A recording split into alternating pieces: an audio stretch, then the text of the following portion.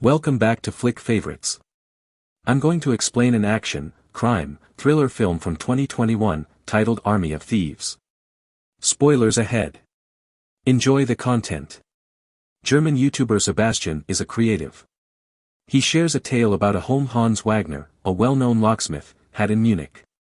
He was a diligent worker up to the untimely deaths of his kid and wife, at which point he started creating the greatest work of art. He built 4 safes.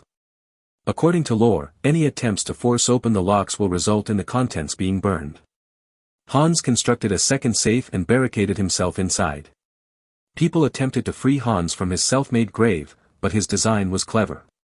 Hans's body was placed into the safe that functioned as his tomb and was submerged beneath the surface of the water. The Rheingold, Valkyrie, and Siegfried, 3 of the 4 safes he created, are said to still be in existence, although it is unknown where they are. Nobody is aware of what happened to the Götterdämmerung, the 4th vault. He asks that you like and subscribe at the end of his video. He unlocks a lock on his table in 8 seconds and feels pleased of himself while the video is being uploaded. The YouTube algorithm is one thing he can't seem to figure out. With that, Sebastian resumes his mundane existence, opening the bank, getting dressed for work, and grabbing a coffee and muffin.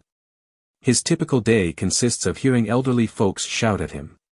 An intriguing TV show appears as he attempts to divert his attention from the woman in front of him. He hands her the check, and she walks away.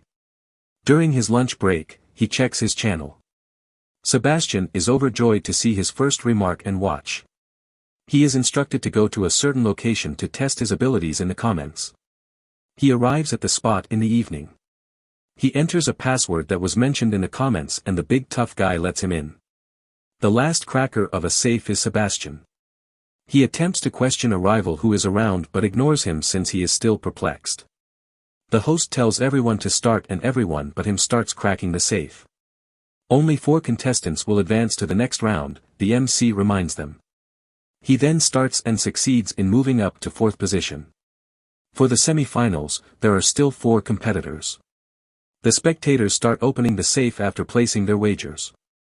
Sebastian comes in second after Neo in terms of safe cracking. They have 3 minutes to pry open the door in the end. Neo feels assured of his skills. Neo begins when the host signals for them to do so, but Sebastian drags his feet. He places his palm on the door while keeping an eye on Neo, perhaps detecting the mechanisms at work. He engages Neo in small chat, and the minute is over without him starting. In the last 30 seconds, he starts and manages to open the safe with less than a second to spare. Neo attempts to leap over him, but Big Tough Guy stops him. He hears applause from the throng and recognizes Gwendoline among them. Her presence will alter Sebastian's life. He would eventually discover a variety of facts about her, including the fact that she stole her first watch at the age of 6, had a heartbreak at the age of 16, stole her first automobile, and received a red Interpol alert when she was just 17 years old. But he is unaware of all of this right now in the basement. He displays his prize next to pictures of his family later, at home. He is undoubtedly happy that he received the opportunity to demonstrate his abilities. In the morning, as he is getting his coffee, he is startled by Gwendoline and spills it on himself. She tells him that she was the first person to comment on his films and to watch them. He inquires about her identity. Gwendoline responds that she is the one who will make a permanent impact in his life. She is aware that he is constantly alone since she has been observing him and his routines. She starts out by telling him that she hasn't been in a cafe for more than 7 minutes and that in that time she's already managed to con a man in the back corner, a woman's ring, and someone else's watch. She simply states that she is a highly sought-after jewelry thief who wants to hire Sebastian. She informs him that they require him since no one is more knowledgeable about Hans Wagner than he is. The Geneva safes will be shut down in the next 96 hours because to the epidemic in America. He now has the chance to open the 3 puzzle safes that Hans created.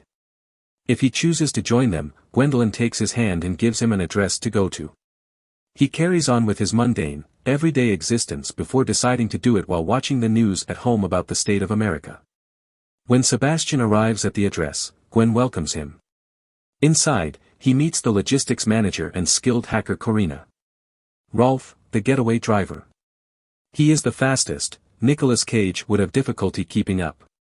Brad Cage, a real-life action hero, is the final participant. He watched a lot of Nicolas Cage movies when he was young. That represents the entire group. Sebastian is told of their strategy by Corina. There are 413 million ways to combine the Rheingold in Paris, France. The Siegfried is in St. Moritz, Switzerland, and has 72 trillion combinations. It is estimated to hold up to $100 million. The Valkyrie is in Prague, Czech Republic, and has 235 billion combinations. The notoriously wealthy Bly Tanaka owns all of the vaults. They travel to Paris since they can't afford to spend any time, but just as they are about to enter a credit union, Sebastian changes his mind. As they discuss the idea, Sebastian enters first and immediately goes to the restroom. Gwen pursues him, grabs the security guard's key, and uses a false name to request a safety deposit box. The only person who can assist Corina when she enters because no one else speaks English is the cashier. At this time, Gwen sneaks out, takes Sebastian in her arms, and they both enter the vault. Everything went according to plan, and they are now in the vault room.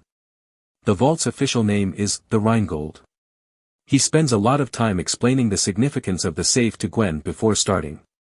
She doesn't seem interested and simply wants him to get going, but he keeps going and starts referring to the gold as his love while telling the tale of how it was gotten for the safe. He starts by playing the tune Das Rheingold. With the whirring and cranking of some machinery inside, all the locks fall into place and the vault is opened. Gwen and Sebastian are thrilled. She explains to him that becoming legendary is more important than making money. He almost makes love to her, but he chooses not to. After that, Gwen follows Sebastian outside as they successfully complete their first theft. An Interpol agent named Delacroix is aware of the team's most recent heist. Beatrix ponders the significance of this given that America is currently experiencing a zombie apocalypse. Screw the zombies, she thinks.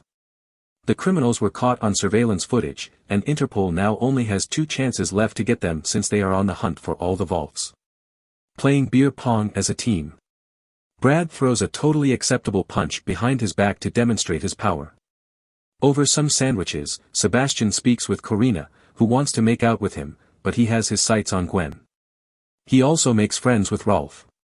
He learns from Corina that although Brad and Gwen are in a relationship, it's not the greatest one right now. Sebastian tells her a tale about how, as a little boy, he wished he had been given a name like Ludwig Dieter. Gwen does most of the talking while Sebastian only admires her as they converse for hours and discuss themselves further. Meanwhile, Brad is furious that his girlfriend is busy with that rat. The Götterdämmerung, the 4th vault, is rumored to be in America, Nevada, so Gwen begs him to sit next to her and tells him she'd want to travel there when they finish their mission. The crew leaves for Prague the next day. Delacroix is there to meet them. Sebastian faces hostility from Brad. The gang is serious when they arrive at their next bank. Sebastian is terrified, but he is sure that he can open Hansa's safe. Declaring his presence inside, Sebastian presents himself as an accountant. Corina has his phony ID scanned positively thanks to her hacking. Until she needs to turn off the communications, Corina leads him through the corridors. He enters a room he shouldn't have since he is unsure what to do next, and the guards see him vanish on the cameras. In the elevator, he runs into Gwen, and they both descend to the vault room. They are hailed by 2 guards as the doors open. Gwen easily defeats them both with a couple Jackie Chan techniques. Sebastian then starts working on the Valkyrie. He recounts a mythological tale about it once more. Delacroix becomes impatient and surmises that the crew is probably already inside since the Interpol hasn't yet located them. Corina believes the guards are on her when they lock all the doors after realizing someone is in their system. It's time for Plan B. When Interpol enters the structure, they discover they are at the wrong bank. They change their safe to a bank with a better reputation. Brad enters wearing a mask and beats the other guards while knocking out a few of them with tranquilizer darts. He starts working on robbery Plan B. Sebastian begins to lose his cool finally. His attempt is unsuccessful, the safe handles draw back, and just one handle is pushed out. If he makes another mistake, the safe will be permanently locked. He is experiencing difficulties, but he is improving. Then a second handle and a third handle emerge. He succeeds in breaking open the Valkyrie's treasures. They applaud and hug. They almost succeed in sharing a kiss, but Corina requests status over communications and they run out of time. After packing their luggage, Gwen and Sebastian leave the room. Brad is ready to leave and a security guard catches him off guard. He diverts his attention by leaping from a railing. He fights with the guard, is shot, and then jumps out the window. Through all the hubbub, the two are able to flee unobserved. They attempt to board the vehicle as it begins to move. When Sebastian grabs Brad's hand to aid Gwen, he sends him out rather than drawing him in. Brad is the only team member who does not appear upset. Sebastian tries to steal a bike. He nevertheless succeeds in robbing a random bystander. I'll skip all the bicycle tricks for now. Through the use of a train in motion and a small route, he successfully avoids the cops. Corina informs them in the vehicle that Sebastian hasn't been apprehended yet, or at least nothing has been made public about it. The actual plan, as it turns out, was to release Sebastian after the last robbery, but Gwen is still angry that Brad treated Sebastian like a sacrificed animal. Even Rolf was growing fond of the individual. Brad reassures Gwen that they have enough money to retire twice when she expresses concern over how they would handle Siegfried without him. In Gwen's opinion, it's not the money. In a last-ditch attempt to keep Gwen, Brad confesses his love to her, but she couldn't care less and leaves. Following her, Corina devises a plan to open the following vault. The girls are waiting for Sebastian at home, where he has somehow managed to arrive. Gwen gives him a whole speech about how much she needs him and that he's the only one who can crack the safe and that they are going to make history. Then, after agreeing and taking a drink of his beverage, Sebastian asks about the strategy. They are traveling to St. Moritz, the location of their previous adventure, when he awakens. Every room of the last vault, which is housed in a casino, is patrolled by Interpol personnel. They wait till 5 o'clock and join the casino despite the fact that it seems too good to be true. A management there informs them that they are aware of the issue and have already taken steps to address it. She responds that Interpol told them and that the safe was taken an hour ago when he inquires about who told them. Indeed, it seemed too wonderful to be true. 8 hours before. The manager is informed of the robberies when Corina calls to postpone the safe transfer. Gwen defeated the two guards and left them on the road after she had managed to slip inside a car and remain undetected. They ensured that Interpol received the fictitious coded communication. They retrieved the Siegfried from the casino and loaded it onto the truck. With Sebastian and Gwen posing as guards. After his routine warm-up in the present, Sebastian sets on the music and starts telling Gwen the narrative of the safe while conversing with the safe. Brad is upset that his crew betrayed him when the cops are leaving the casino, even though they did not since they split up. He uses Find My iPhone to locate Gwen, and when Corina sees it, she attempts to stop him, but they drive away and the cops catch her before she can give Gwen her parting message. Sebastian is now breaking the safe while working on the 6th of 7 handles. After a few sharp turns, he slaps on the safe and the gear kicks in place. The Siegfried is now open to him. Even still, Brad and the police are still after them. Brad is waiting for them when they load their bags and open the safe. Action hero to villain to jerk all in one. Brad makes multiple attempts to kill Sebastian, but Gwen has taken the bullet out of the gun. Brad and she are having a disagreement when Sebastian snaps and lunges at him, hitting him. Gwen then ties them to the vehicle and exits with Sebastian after that dismal show. Brad and Rolf are detained by police. Sebastian at least made an effort to defend her, which makes Gwen happy. He tells her he likes her a lot, and despite the bad timing, she ends up kissing him. She likes him a lot too. With the money, they make their way to the boat. Delacroix has caught up with them. They are now at a standstill and armed. Delacroix agrees to Gwen's proposal in exchange for letting Sebastian go, but Sebastian refuses. He ultimately boards the boat and departs when Gwen threatens to locate him and declares that they will solve the Götterdämmerung together. He is devastated to discover that she bought him a ticket to the same destination that she is heading when he checks his phony passport using the name Ludwig Dieter.